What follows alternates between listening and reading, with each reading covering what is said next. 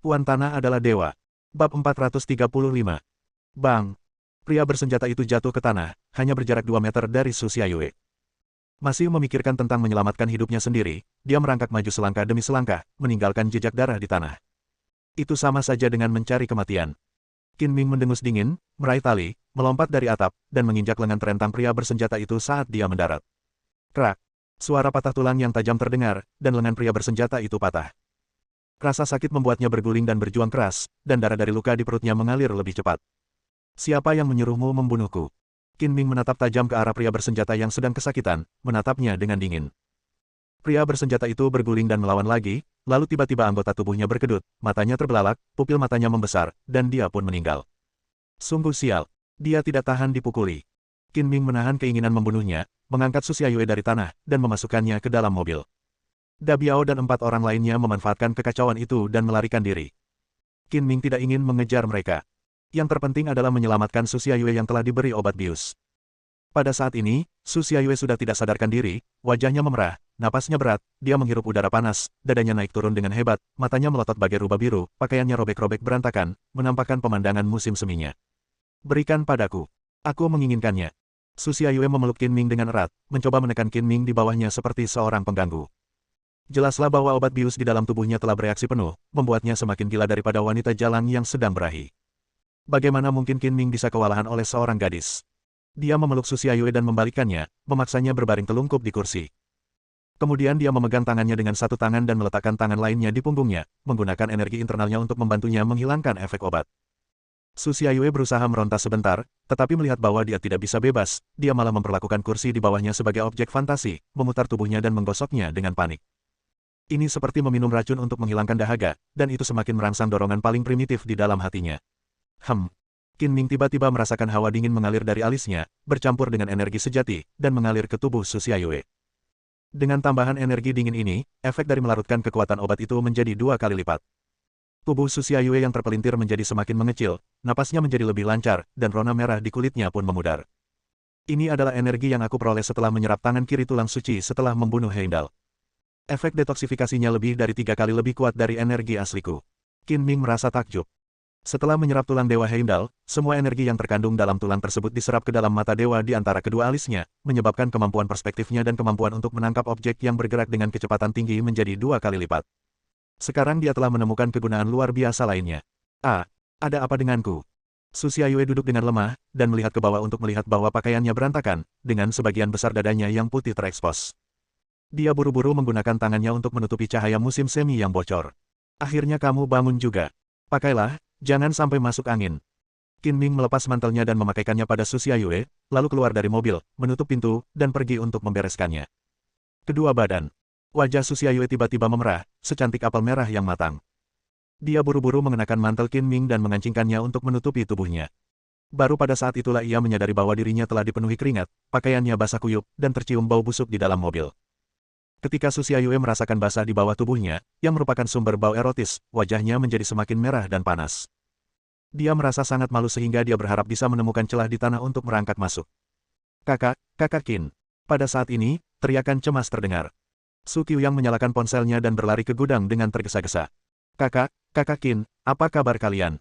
Jangan khawatir, aku datang tepat waktu untuk menyelamatkan Xiaoyue, dan dia tidak terluka. Qin Ming tersenyum santai. Terima kasih, Saudara Qin, terima kasih banyak. Aku tahu kamu bisa menyelamatkan adikku.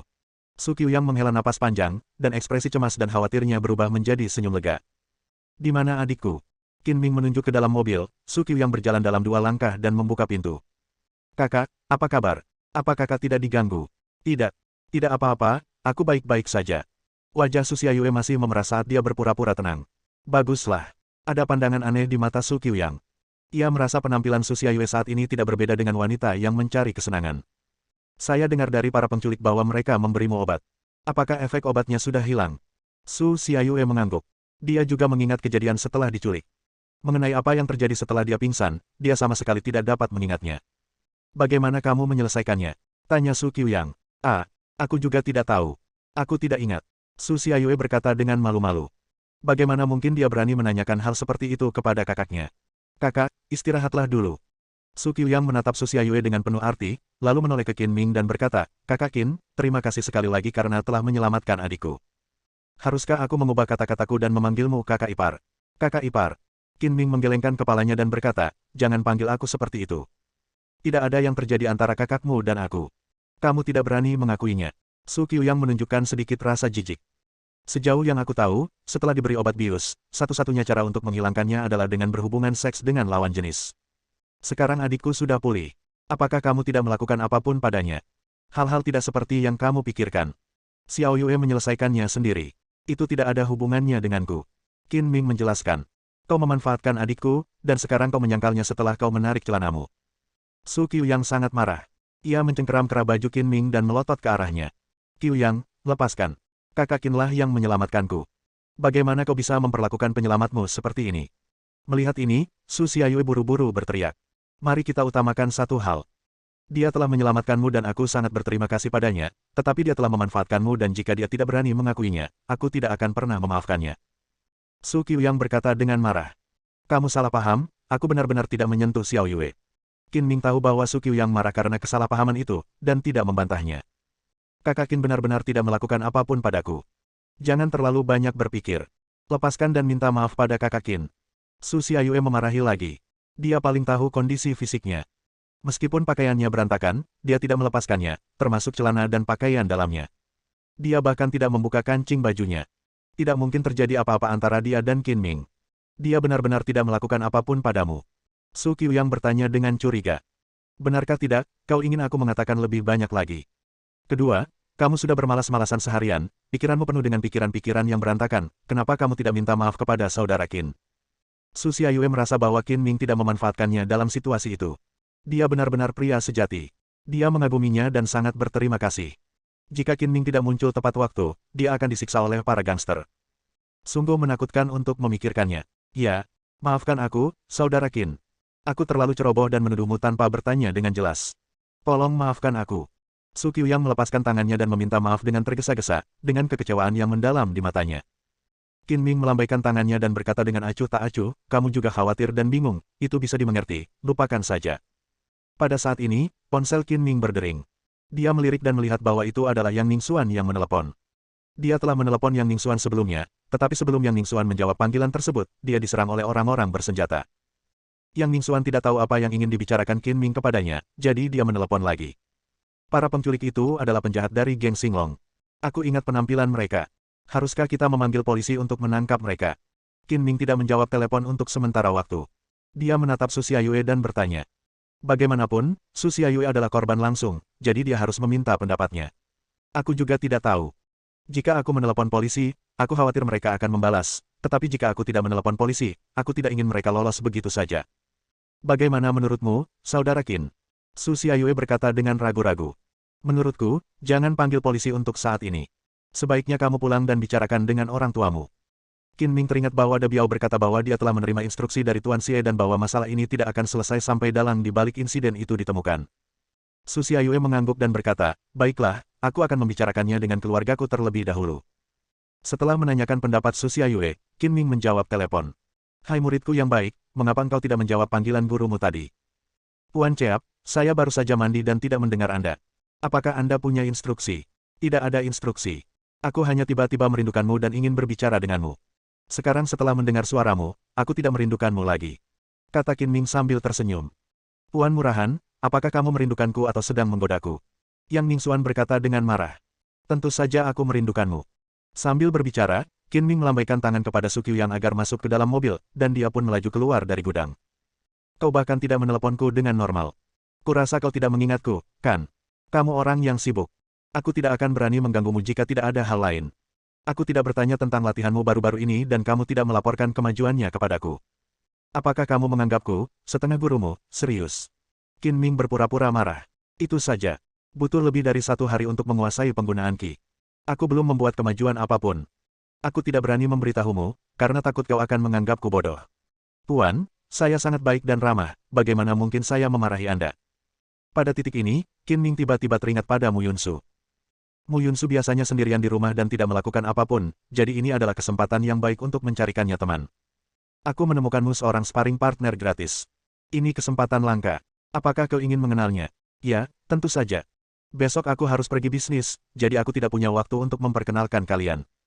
Kalau kalian ingin bertemu, datanglah ke rumahku sekarang. Baiklah, Tuan Murahan tetap yang terbaik. Aku akan segera keluar, tunggu aku di rumah. Yang Ningxuan sangat senang. Setelah menutup telepon, dia bergegas keluar. Saudara Qin, apakah Anda memiliki murid? Saya ingin tahu apa saja persyaratan untuk menjadi murid Anda. Mata Su Qiuyang berbinar dan dia bertanya dengan penuh harap. Dia tidak menganggap dirinya sebagai saudara ipar Qin Ming untuk saat ini, tetapi menjadi murid Qin Ming juga bagus. Bab 436. Jika kau ingin menjadi muridku, hanya ada satu syarat. Qin Ming berkata sambil tersenyum nakal. Permintaan apa? Tanya Su Qiuyang. Saya hanya menerima pengikut perempuan. Hanya menerima murid perempuan. Mendengar ini, Su Qiuyang menunjukkan kekecewaan yang mendalam. Dia tidak punya kesempatan sama sekali, kecuali dia melakukan ganti kelamin. Dia bertanya dengan enggan, apakah tidak ada ruang untuk negosiasi. Qin Ming menggelengkan kepalanya. Saya tidak punya kesabaran untuk mengajar murid magang, tapi saya bisa mempertimbangkan murid magang perempuan. Kata-kata ini benar-benar menghilangkan harapan Su Qiuyang, dan wajahnya menjadi layu seperti terong yang terkena embun beku. Dalam perjalanan pulang, Qin Ming mampir ke rumah dan memberitahu Mu Yunsu bahwa seorang polisi wanita bernama Yang Ningxuan akan datang, jadi dia memintanya untuk menghiburnya dan kemudian melanjutkan mengantar Su Xiaoyue dan saudaranya pergi. Rumah Su Xiaoyue berada di kawasan permukiman lama yang siap dirobohkan. Jika melihat ke sekeliling, hanya ada bungalau dan jalan-jalan sempit yang hanya bisa menampung satu mobil. Qin Ming pernah mengantar Su Xiaoyue beberapa kali sebelumnya, jadi dia sudah familiar dengan rutenya. Dia menyetir sampai ke jalan terdekat dengan rumah Su Xiaoyue. Dia menghentikan mobilnya ketika mobil itu sudah tidak mungkin lagi melaju. Xiaoyue, kamu harus beristirahat di rumah besok. Kamu tidak perlu pergi bekerja. Aku akan menyetujui cuti berbayarmu. Aku baik-baik saja, tidak perlu istirahat, kata Su Xiaoyue dengan keras kepala. Aku sudah menyuruhmu beristirahat, jadi kamu beristirahat. Mengapa kamu tidak patuh? Qin Ming sengaja mengerutkan kening dan nadanya menjadi tegas. Baiklah, kalau begitu aku tidak akan pergi bekerja besok. Su Xiaoyue berkompromi. Su Qiuyang, tunggu sebentar, ada yang ingin kukatakan padamu. Qin Ming menghentikan Su Qiuyang yang hendak turun dari mobil. Kakak, pulanglah dulu. Su Qiuyang mengerti bahwa Qin Ming tidak ingin Su Xiaoyue tahu apa yang akan dia katakan selanjutnya, kalau tidak, dia pasti sudah mengatakannya dalam perjalanan pulang. Melihat Su Xiaoyue pergi, Su Qiuyang bertanya dengan penuh harap, Saudara Qin, ada apa sampai kau meninggalkanku sendirian? Aku tahu, aku tahu. Su Qiuyang mengangguk berulang kali, aku pernah ke rumah Tuan Xie sekali, dan aku masih ingat lokasinya. Di mana dia tinggal? Beritahu aku alamat tepatnya. Su Qiuyang tidak menyembunyikan apapun dan memberitahukan alamat rumah Tuan Xie dengan jujur, lalu bertanya dengan santai, Saudara Qin, apakah Anda akan mencari Tuan Xie? Qin Ming tidak menjawab, tetapi melihat ke depan. Dia melihat Su Xiaoyue mengucapkan beberapa patah kata kepada seorang pria parubaya yang sedang mengacak-acak sampah di tong sampah. Kemudian Su Xiaoyue menyambar kantong sampah dari pria parubaya itu dan dengan paksa membantunya pergi. Pria parubaya itu berjanggut tak rapi dan wajahnya tampak menua. Dia tampak berusia setidaknya 50 tahun. Dia bersandar pada kruk dengan kedua tangan. Kakinya masih utuh tetapi dia tidak bisa menggunakan banyak tenaga. Dia jelas seorang penyandang cacat. Su Qiuyang juga mengikuti tatapan Qin Ming, ekspresi rumit muncul di wajahnya, penuh kesedihan dan kebencian. Apakah kamu tahu pria yang didukung Xiaoyue? Tanya Qin Ming. Itu ayahku. Kata Su Qiuyang dengan nada getir. Ayahmu. Qin Ming belum pernah mendengar Su Xiaoyue menyebutkan masalah keluarga, dan dia benar-benar tidak tahu bahwa ayahnya adalah seorang penyandang cacat. Dia mengeluarkan sebatang rokok dan menyerahkannya kepada Su Qiuyang, lalu menyalakan sebatang untuk dirinya sendiri, mengisapnya dan bertanya, kaki Paman Su sepertinya mengalami kelainan, bagaimana itu bisa terjadi? Su Qiuyang mengepalkan tangannya dan menghancurkan rokok yang diserahkan Qin Ming menjadi bubuk. Dia berkata dengan kesal, ketika saya berusia sekitar 8 atau 9 tahun, ayah saya menyinggung Ji Wenlong dan memotong urat di kedua kakinya, membuatnya cacat seumur hidup. Karena Anda mengikuti. Ji Wenlong punya dendam, jadi mengapa dia bergabung dengan geng Xinglong? Qin Ming bertanya lagi. Jika bukan karena Ji Wenlong, ayahku tidak akan cacat, dan keluargaku tidak akan begitu miskin. Aku bergabung dengan geng Xinglong hanya untuk mencari kesempatan agar bisa dekat dengan Ji Wenlong dan membalaskan dendam ayahku. Tidak peduli apakah butuh 10 atau 20 tahun, aku akan mendapatkan kembali hutang darah ini cepat atau lambat. Su Qiuyang menggertakkan giginya, wajahnya penuh dengan kebencian. Inilah alasan sebenarnya mengapa kamu ingin menjadi pemimpin geng. Kamu memiliki darah seorang pria. Qin Ming menepuk bahu Su Qiuyang dan berkata dengan rasa terima kasih. Sayang sekali aku tidak punya kemampuan. Aku sudah menjadi anggota geng Xinglong selama setahun dan aku masih saja seorang gangster tingkat rendah. Aku hanya pernah melihat Ji Wenlong dari kejauhan 2 kali dan tidak pernah punya kesempatan untuk menyerangnya. Pada titik ini, Su Qiuyang berlutut dengan satu kaki di dalam mobil, mengepalkan tinjunya ke arah Qin Ming, dan memohon, "Saudara Qin, terimalah aku sebagai adikmu dan biarkan aku belajar beberapa jurus darimu. Aku bisa menanggung kesulitan atau kelelahan apapun. Apakah kamu benar-benar ingin membalaskan dendam ayahmu? Apakah kamu tidak takut dengan kesulitan?" Qin Ming tersentuh oleh simpati dan bertanya dengan serius. "Jangan takut," kata Su Qiuyang tegas dan kuat. Dua kata singkat ini sudah cukup untuk menggambarkan tekadnya. "Bangunlah. Aku bukan anggota geng, jadi aku tidak akan menerimamu sebagai adikku. Tapi aku bisa menyediakan tempat untukmu mengasah keterampilanmu. Seberapa banyak yang bisa kau peroleh tergantung pada keberuntunganmu. Di suatu tempat, bisakah itu membuatku lebih kuat? Di pulau terpencil, seseorang akan memberimu pelatihan yang sangat kejam. Jika kau bisa bertahan hidup, 8 atau 10 orang tidak akan bisa mendekatimu. Jika kau tidak bisa bertahan hidup." Qin Ming berhenti sejenak dan menekankan, "Kau mungkin akan kehilangan nyawamu di sana. Saudara Qin, apakah kamu begitu kuat karena kamu telah melewati pelatihan iblis? Dan, berapa lama lagi aku harus berlatih di pulau ini?" Su Qiuyang bertanya dengan hati-hati. "Saya adalah salah satu instruktur pelatihan iblis. Anda akan berada di sana setidaknya selama setengah tahun, dan paling lama 1 tahun." Qin Ming berkata dengan serius juga, "Saya dengan sungguh-sungguh mengingatkan Anda bahwa begitu pelatihan dimulai, pelatihan tidak akan berhenti di tengah jalan. Hanya ada 2 hasil yang menunggu Anda berhasil lulus, atau Anda disiksa sampai mati. Aku memberimu waktu 3 hari untuk memikirkannya. Katakan padaku kapan kau sudah memutuskan, dan kau boleh turun dari bas." Su Qiuyang tidak bergerak. Ia berpikir sejenak. Matanya yang berkedip-kedip tiba-tiba menjadi tegas. Ia memutuskan dan berkata, "Aku akan pergi. Jika aku tidak berhasil, aku akan mati." Anak ini tidak takut. Kalau dia tidak punya tekad sebesar ini, aku tidak akan repot-repot mengirimnya ke Taizhou untuk berlatih. Mulut Qin Ming melengkung membentuk senyum setuju, "Jangan membuat keputusan dengan mudah. Aku akan memberimu waktu 3 hari untuk mempersiapkan dan mempertimbangkan. Kamu bisa menyesalinya kapan saja. Saya tidak akan menyesalinya. Tolong bantu saya mengaturnya, Saudara Qin. Saya berterima kasih atas kebaikan Anda. Saya akan membalas budi Anda saat saya kembali setelah menyelesaikan studi saya," kata Su Qiuyang dengan jujur. "Oh, dan pulau yang kusebutkan itu berada di luar negeri. Kau akan pergi selama 1 tahun atau lebih. Pikirkanlah bagaimana cara memberitahu keluargamu." Qin Ming menambahkan, "Jika kau tidak berubah pikiran dalam 3 hari ini, aku akan mengatur seseorang untuk menjemputmu." Setelah masalah itu selesai, Su Qiuyang tampak malu dan ragu-ragu berkata, "Saudara Qin, ada sesuatu yang perlu saya katakan kepada Anda." "Apalagi yang kau sembunyikan dariku?" tanya Qin Ming dengan nada main-main. "Sebenarnya, adikku diculik malam ini. Itu semua salahku. Aku sempat bingung dan tersihir oleh Chen Mingxuan. Dia berkata bahwa selama kamu bisa menjadi saudara iparku, kamu akan membantuku dengan segenap kekuatanmu. Itulah sebabnya aku mengatur agar adikku diculik dan memintamu untuk menyelamatkannya. Aku tahu aku salah sekarang. Seharusnya aku tidak mendengarkan hasutan Chen. Maafkan aku, Saudara Qin." Ternyata menjadi Chen Mingxuanlah yang berada di balik semua ini. Dia orang yang sangat munafik dan licik. Qin Ming mendengus dengan jijik. Tidak perlu bertanya, kedua penembak jitu itu pasti telah diatur oleh Chen Mingxuan. Adapun rencana Chen Mingxuan, Qin Ming juga sudah menebaknya, tidak lain hanyalah ingin berhubungan dengan Mu Yunsu. Sekarang Mu Yunsu tinggal di Villa Qin Ming, hanya tanpa Qin Ming sebagai halangan, Chen Mingxuan dapat melakukan apapun yang dia inginkan. Belum lagi Mu Yunsu tidak menyukai Chen Mingxuan, bahkan jika dia benar-benar menyukainya, Qin Ming harus ikut campur.